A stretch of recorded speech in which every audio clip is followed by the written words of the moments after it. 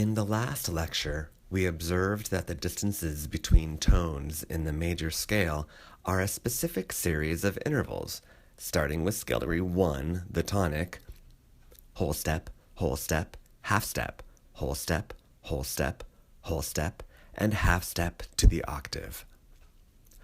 Remember that a whole step is the distance of 2 half steps. All the major scales, no matter where on the keyboard and no matter on what pitch we begin, have this interval series. In other words, the tonic can be anywhere. In our example, we see the C major scale because the tonic is the pitch C. If we begin the same whole step and half step series on another pitch, like E, for example, we get another major scale, but with some alterations.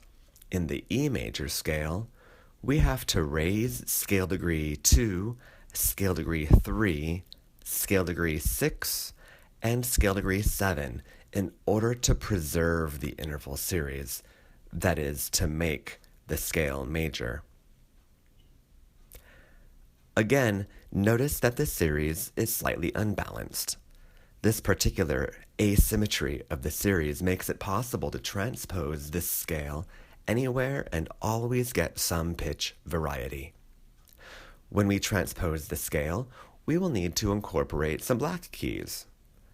The C major scale, beginning with the pitch C, is the only major scale that traverses only white keys. In summary, the interval series stays the same for every major scale, but the pitch membership varies.